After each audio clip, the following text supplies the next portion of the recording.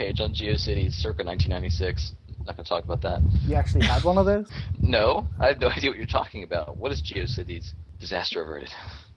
I did it as a school project. So You made an anime website in 1996 for a school project? That's insane. Yeah, it's an HTML project. That's so cool. Is it high school or is it like college, university? Middle school. Wow, that's impressive. what was your favorite anime in 1996? Oh God. You know what? Let's not talk about that. What animes were there in 1996? Oh, there were tons. Really? Most of them from like the late 80s though, and we had some stuff from the early 90s like Ray Earth and Sailor Moon and a lot of other stuff that never made its way over here. Right, Sailor Moon, right. Yeah, I remember that. I remember Dragon Ball and then Dragon Ball Z. So, boy, Minty, you had some weird taste.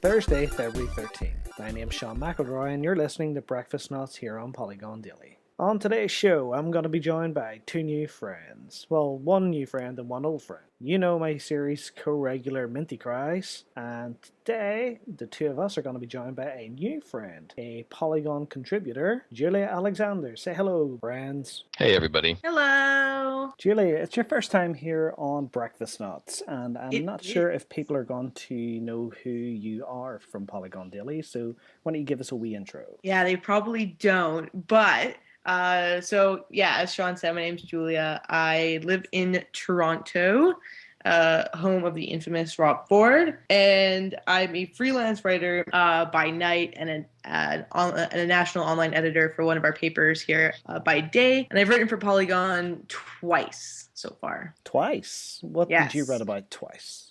My first piece was a feature on a couple of BioWare devs who eventually left BioWare to start up their own indie development studios. And that was like last year in the summer, roughly. And then my second piece was an opinion piece on defending Call of Duty, which was great. And what I'm going to do is I'm going to drop links to those in the comments soon so you can familiarize yourself a little more with Julia's work. But it's great to have you on the show. Thanks for having me. I hope it's fun. I know we talk a lot on Twitter and Facebook. Yeah, we're like totally friends. I think we're friends, and I think Dave Tack's a little jealous. Dave is totally jealous. I mean, he only wishes he was as friends as we are. You know what I'm saying? Yeah. Let's kick off this show with a little discussion on, well, Eric was talking about anime before. Sounds like he really likes anime. Oh, please, no. So, Minty, why don't you tell us a little more about your anime adventures of the 1990s? Oh, lordy. This is going to be good. So I was in middle school, and there was a class trip that a bunch of kids went on, and I did not go on that trip because I had already... Well, it was to Washington, D.C., and I had already been to Washington, D.C. earlier on, or the previous year, because I went for the Scripps Howard National Spelling Bee. That's cool. It was sort of cool, except... You should put that in like in your Twitter like description that you went for a National Spelling Bee. That's totally cool. Well, and I went to Washington D.C. Washington D.C. is, or was at least in the late '90s, and I hear it still is. It's kind of gross. I mean, I don't know what else to say about D.C. And incidentally, the year I went to the spelling bee was the year that a girl named Rebecca Sealfun won, and she is most well known for being the girl that was up on stage covering her mouth, spelling the words to herself. And screaming. They had to keep her on stage because she was considered a nuisance, a distraction to the other spellers. And she's the character, or she was the person that Molly Shannon's Mary Catherine Gallagher character was based off of. Really? Yes. That's interesting. If you remember that first sketch where she was at the spelling bee and she was screaming into the microphone. Yeah. And then sort of became her own character, but I guess they had fun. I had fun because I had my entire class, my teachers were gone, so I just got to sit around and make a website, which was my project. They said, well, you know what, if you're not going to do anything useful and help watch these damn kids on this trip, you are going to make a website, and we want it done by the time we get back. And so I had a week and a half to make a website. And because the internet was a small fledgling thing at the time, there was nothing on it outside of ads for personals. You didn't. I'm like, hey, I'm going to make an anime website because, little, 12-year-old me had no clue that that's about all there was on Geocities at the time. Geocities. Sign up and get 5 free megabytes. Ooh. Everyone's having a look, even me. Although, this is a weird one. It says anime. It's not you. I'm pretty sure it's not you. Mintycrys is hot. All caps. Well, I wouldn't disagree with that. Mintycrys is hot for It's Bayonetta. the spelling. Oh, there's that. Yes. That was back Okay. when we were able to change our profile names on Kotaku. Well, Yeah. so little Mintycrys sitting in 1996 making an anime website for a school project. Julia, what were you doing in 1996? In 1996? Did you make any weird websites? In And 1996. actually, it was 98, by the way. Oh, sorry. So, 98. correction. 98. Okay. In 1998, I was 6 years old. So I would have been probably just chilling out, probably watching it, definitely not making websites. I mean, it's cool that you had to do that as a middle school project. We didn't have HTML kind of computer classes until the 11th grade in our school system. It was like, Well, neither did I, actually.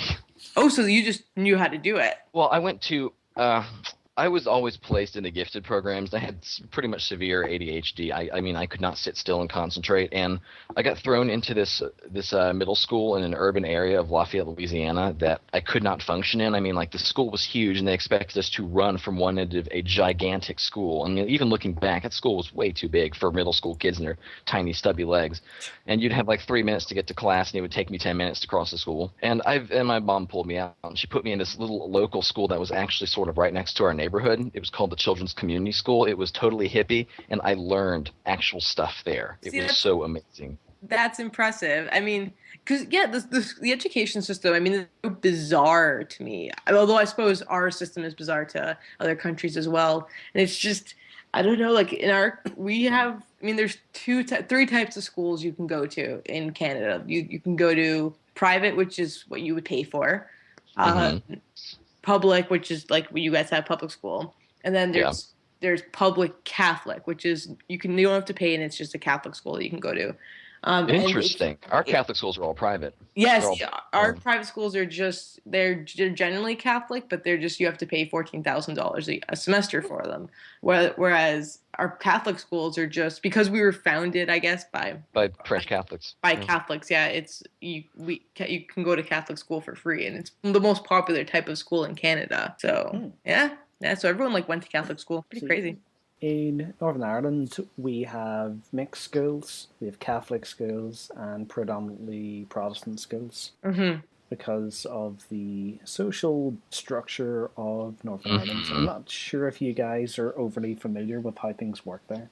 Well, would it? I imagine that it would be separated pretty heavily just based on past Irish ordeals when it came to religion. Some schools kind of still are. Yeah. The one I went to was a mixed school. Okay.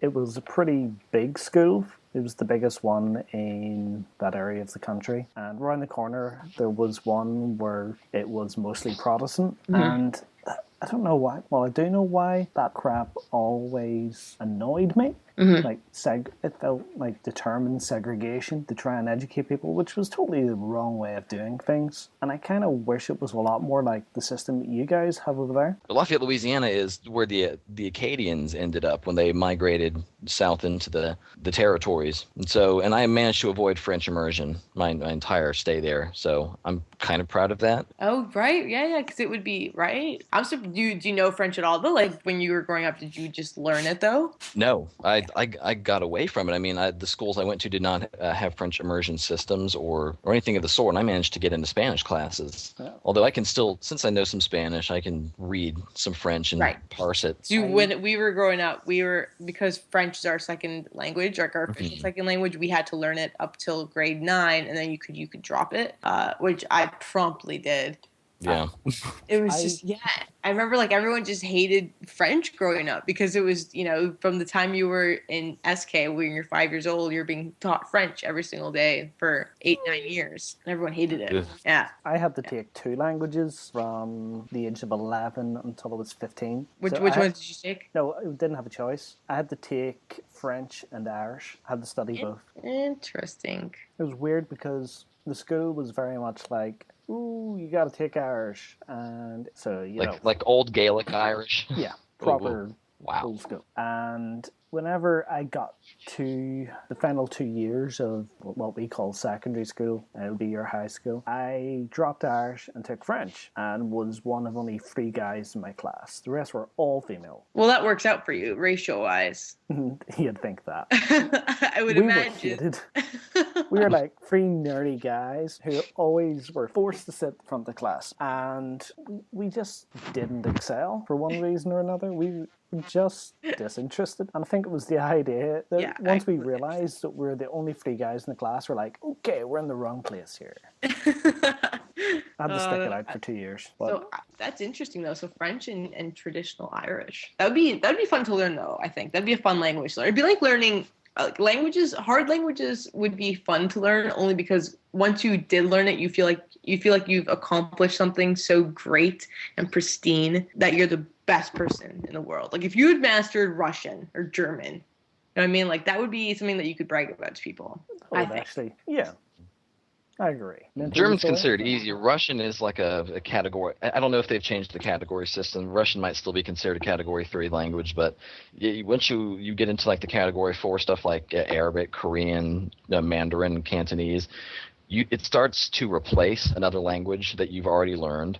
Yeah. So I forgot a lot of my Spanish when I replaced it with Arabic, and I don't know if it was a good thing, but I was trying to supplement my Arabic with Spanish for quite some time, and teachers thought that was hilarious. Can you speak Arabic fluently? Not anymore. That's impressive. I have a friend who is Egyptian, like from Cairo, and so she speaks Arabic, and it's amazing. I love the sound of it. Because they taught us MSA, or Modern Spoken Arabic, which is the Arabic that you hear on Al Jazeera. It's sort of a standardized version of the language. It sounds really pretty and grammatically correct compared to all the regional dialects. And so whenever a foreigner would hear us speaking MSA, it's like, oh my God, where the hell did you learn to speak Arabic? You sound like a nerd. Nerd. No, I think languages are incredible. I think the more you know, the better for you anyways in the long run. Like I had a friend who had a brother, or I think a sister, and she went to a local university up in Toronto, and she ended up learning. She majored in languages, and she ended up learning about 5 or 6. I mean, like most of the Latin, the Roman. So she learned like Spanish, French, Italian, which she grew up with, Portuguese, but then she also learned Arabic. And something else, and she was hired before she even graduated by like our version of the CIA. And she was hired right out of school, well-paying gig, and she was a translator for them. I mean, she just translated all these different languages and stuff. It was awesome. I wish I was able to retain other languages. It'd be pretty cool. Well, let's just end it there for today, and we'll turn the conversation towards the comments. Do any of the Polynauts know a second language? What's their favorite language? What accent do they love to hear? Do you love Shaun's accent? I think that's the most important question. Do you love my accent? I really don't. But that's a story for another day. But thanks for listening again, folks. It's been fun to have Julia on her first Breakfastnauts. Always fun to have Minty here. Fun to be here. And next time we may or may not talk about Dark Souls 2. Maybe. I don't know. Maybe next time we'll talk about games. Julia, off the top of your head, what's your favorite game? Ooh, it's definitely a toss-up between Beautiful Joe and Super Smash Bros. Melee. Well, there you go. There's a conversation for next time. So, Polynauts, for the 3 of us, have a good day, and we'll catch you on Friday. Bye! Bye! Goodbye!